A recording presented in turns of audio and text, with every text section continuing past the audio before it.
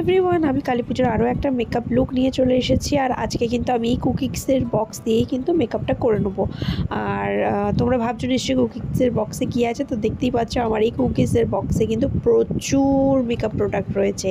তো ফার্স্টেই কিন্তু মেকআপ করতে গেলে ফেসটাকে ক্লিন করে নিতে হবে। আর আমি এখানে ওয়েট উইপস দিয়ে ভালোভাবে ক্লিন করে নিয়েছি। আর তারপরে দিয়ে দিয়েছি কিন্তু ব্লু হেভেনের একটা টোনার। মেকআপ তো করবো, অথচ ফেসে ময়শ্চারাইজার দেবো না তা কি কখনো হয়? তো এই জন্য কিন্তু আমি নিয়ে নিয়েছি পন্সের সুপার লাইট জেল। এটা কিন্তু খুব ভালো একটা ময়শ্চারাইজার। আর আজকে কিন্তু আমি এখানে কোনো প্রাইমার ইউজ করিনি, প্রাইমারের বদলে কিন্তু অ্যালোভেরা জেল ইউজ করেছি, যেহেতু আমরা এটা রাতের মেকআপ করবো। তোমরা যে কোনো টাইমে কিন্তু প্রাইমারের বদলে অ্যালোভেরা জেলটা ইউজ করতে পারো। আর আমি এখানে অ্যালোভেরা জেল হিসেবে ইউজ করেছি পতঞ্জলির সৌন্দর্য অ্যালোভেরা জেল, খুবই ভালো। আর দেখো এবারে কিন্তু আমি আমার আইব্রোটাকে ভালোভাবে ডিফাইন করে নিচ্ছি হাফ অ্যান হাফের একটা আইব্রো পেন্সিল। আইব্রোটা তো ডিফাইন করে নিলাম, এরপরে কিন্তু আইব্রোটাকে ভালোভাবে ক্লিনও করতে হবে। আর এখানে আমি আইব্রো ক্লিন করার জন্য নিয়ে নিয়েছি কিন্তু সুইস বিউটিরই একটা লিকুইড কনসিলার। আর এর শেড ছিল কিন্তু একেবারে 02। তোমরা এই 02টা কিন্তু যে কেউ হাইলাইটার হিসেবে অ্যাপ্লাই করতে পারো। হাইলাইটার মানে যে সমস্ত জায়গায় আমরা কনসিলার ইউজ করি হাইলাইটিংয়ের জন্য, সেই এরিয়াতে ইউজ করতেই পারো। তবে যারা মিডিয়াম স্কিন টোনের তারা কিন্তু 03 বা 04 নিও। তো খুবই ভালো কনসিলার একটা সুইস বিউটির। এটা দিয়ে কিন্তু আমি আমার আইব্রোটাকে ক্লিন করে নিচ্ছি। আর হালকা হাতে আইব্রোটা ক্লিন করবে, নইলে কিন্তু শেপটা নষ্ট হয়ে যেতে পারে। আর ভালোভাবে আমি ক্লিন করে নেওয়ার পরে কিন্তু একটা কনসিলার ব্রাশ নিয়ে নিয়েছি, সেটা দিয়ে কিন্তু ভালোভাবে আমি ড্যাপ ট্যাপ করে কনসিলারটাকে ব্লেন্ড করে দেবো। কনসিলারটা ব্লেন্ড করে নেওয়ার পরে কিন্তু আমি ইনসাইডে ট্রান্সলুসেন্ট পাউডার দিয়ে কনসিলারটাকে সেট করে নিচ্ছি। আর এরপরে কিন্তু আমি আমার বেস মেকআপে চলে যাব। এই মেকআপ করার সময় আমাকে একটা বাজে সমস্যার সম্মুখীন হতে হয়েছিল, আর সেটা কিন্তু তোমরা এবারে দেখতেই পাবে। দেখতে পাচ্ছ আমি এখানে ফাউন্ডেশন হিসেবে নিয়ে নিয়েছি মেবলিন ফিটমির 128 নম্বর শেডটা। এটা আমার একদম স্কিন টোনের সাথে ম্যাচ করে। আর এই শেডটা নিয়ে ভালোভাবে আমার স্কিনে অ্যাপ্লাই করে নিচ্ছে। তারপরে কিন্তু একটা ব্রাশের সাহায্যে ভালোভাবে ব্লেন্ড করে নেবো। তোমরা যে কোনো প্রোডাক্ট যত বেশি ব্রাশের সাহায্যে ব্লেন্ড করতে পারবে, ততটাই কিন্তু তোমরা সেই প্রোডাক্টের একদম কভারেজটা পাবে। তো এবারেই ঘটবে সেই মুহূর্ত যেখানে আমাকে একটা বাজে সমস্যার সম্মুখীন হতে হয়েছে। দেখতেই পাচ্ছ আমাকে একবার ভূতের মতো লাগছে। এই ভূতের মতো লাগার কারণটাই হচ্ছে কিন্তু একেবারে লাইটটা চলে গিয়েছিলো। আর যেহেতু আমার ঘরে পাওয়ার ব্যাকআপ ছিল না, সেই কারণে কিন্তু আমাকে ফোনের ফ্ল্যাশ জেলেই কিন্তু এই মেকআপটা করতে হয়ে যায়। তার জন্যই এরকম অবস্থা। এবারে কি বলো তো, মানুষের কোনো কিছু করার ইচ্ছা থাকলে সেটা কিন্তু সে ঠিকই করতে পারে। তার প্রমাণ কিন্তু এই ভিডিওটা দেখো। আমি চাইলে কিন্তু এই ভিডিওটা এখানেই স্টপ করে দিতে পারতাম, তার কারণ যেহেতু কারেন্ট নেই, সেই কারণে মেকআপটা করতে খুবই অসুবিধা হয়েছে। প্রচুর পরিমাণে ঘাম হয়েছে, সোয়েট হয়েছে, তোমরা দেখতেই পাবে এই ভিডিওর মধ্যে। তা সত্ত্বেও আমি করেছি, তার কারণ আমার ভিউয়ার্স, আমার সাবস্ক্রাইবাররা, তারা কিন্তু আমার ফ্যামিলির লোক।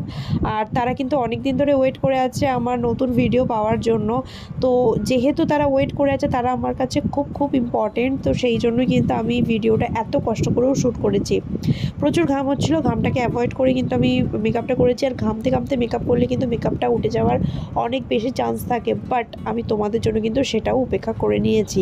তো দেখো এরপরে কিন্তু আমি খুব ভালোভাবে একটা কনসিলার দিয়ে আমার কনসিলার জোনগুলোকে ভালোভাবে হাইলাইট করে নিয়েছি, সেটাকে ব্লেন্ড করে নিয়েছি। তারপরে কিন্তু ইনসাইডে ট্রান্সলুসেন্ট পাউডার দিয়ে ভালোভাবে মেকআপটাকে সেট করে নিয়েছি। এবারে দেখো আমি আমার আই মেকআপে চলে গেছি। আই মেকআপটা কিন্তু আজকে আমি প্রচণ্ড লাইট রেখেছি। দেখতেই পাচ্ছ একটা ব্রাউন শেড নিয়ে ভালোভাবে পুরো ক্রিজ, তার সাথে পুরো আয়ের উপর ভালোভাবে ব্লেন্ড করে নিয়েছি। আর তারপরে কিন্তু একদম উপরের দিকে, মানে ক্রিজের উপরের দিকে কিন্তু আমি একটা ট্রানজিশন কালার দিয়ে ভালোভাবে সেটাকে ব্লেন্ড করেছি।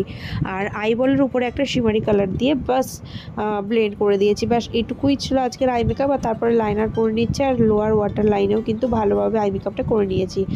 আর আজকে আমি মাস্কারার জন্য ব্যবহার করছি NYB এর এই মাস্কারাটা। খুবই ভালো একটা মাস্কারা, তোমরা চাইলে ইউজ করতেই পারো।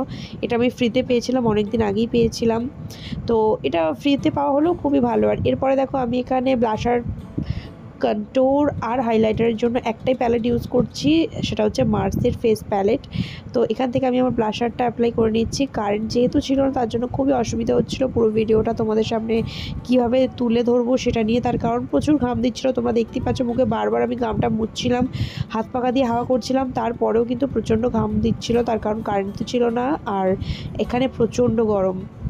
তো দেখো ওই প্যালেট থেকেই কিন্তু আমি কন্ট্রোল নিয়ে ভালোভাবে কন্ট্রোল করে নিয়েছি, আর হাইলাইটারও কিন্তু ভালোভাবে ওই প্যালেট থেকেই করে নিচ্ছি। আর এইটা করতে করতেই কিন্তু কারেন্টটা চলে এসেছিলো, থ্যাংক গড। লাস্ট মোমেন্টে এলেও তো এসেছে, এটাই আমার কাছে অনেক বড় একটা পাওয়া। তো দেখতে পাচ্ছ আমি হাইলাইটার দিয়ে হাইলাইটিং জোনগুলোকে ভালোভাবে হাইলাইটিং করে নিচ্ছি। আর এরপরে আমি আমার ঠোঁটটাকে পরিষ্কার করে নিচ্ছি। এর আগে আমি কিন্তু তোমাদের বারবার বলেছিলাম মেকআপ করার ক্ষেত্রে প্রথমেই কিন্তু ঠোঁটে একটা লিপ বাম দিয়ে দেবে। আমি সেই লিপ বামটা দিয়েছিলাম, বাট আমি তার ভিডিওটা ক্যাপচার করতে ভুলে গিয়েছিলাম।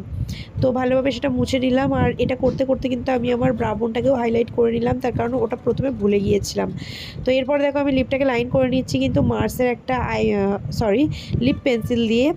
আর এই মার্সের লিপ পেন্সিলগুলো না খুবই পিগমেন্টেড, খুবই ভালো, তোমরা দেখতেই পাচ্ছ। আর এরপরে কিন্তু আমি মাইগ্ল্যামের একটা লিপস্টিক নিয়ে নিয়েছিলাম, আর এর শেড ছিল কিন্তু কাপকেক, খুবই ভালো মাইগ্ল্যামের লিপস্টিকগুলো। আর এগুলো কিন্তু আমি সব 1 টাকায় পারচেস করেছিলাম, তোমরা তো তার ভিডিও মানে শর্টসগুলো দেখতেই পেয়েছো। তো ব্যাস এই লিপস্টিকটা দিয়ে কিন্তু আমি আমার মেকআপটা কমপ্লিট করছি।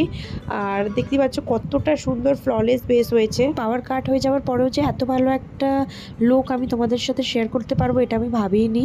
তো তার জন্য কিন্তু আমি নিজেও খুব খুশি। তোমরা চাইলে এই লুকটা অবশ্যই দেওয়ালির দিন রাতের বেলা বা কালী পুজোর দিন রাতের বেলা নিজেদের উপর রিক্রিয়েট করতে পারো। আর রিক্রিয়েট করলে কিন্তু অবশ্যই আমাকে ট্যাগ করতে ভুলবে না, সেটা ফেসবুক হোক বা ইনস্টাগ্রাম। তো আজকের মতো এইটুকুই, আবার দেখা হবে নতুন একটা ভিডিও। ততক্ষণ তোমরা ভালো থেকো, আর অবশ্যই আমার অন্যান্য ভিডিওগুলো ওয়াচ করো। আর যারা এখনও পর্যন্ত আমার চ্যানেলটা সাবস্ক্রাইব করো না, অবশ্যই সাবস্ক্রাইব করে পাশে থেকো। আবার দেখা হবে নতুন একটা ভিডিও। ততক্ষণ তোমরা ভালো থেকো, আর কী ধরনের ভিডিও দেখতে চাও অবশ্যই কমেন্ট করে জানিও। আজকের মতো এইটুকুই, বাই।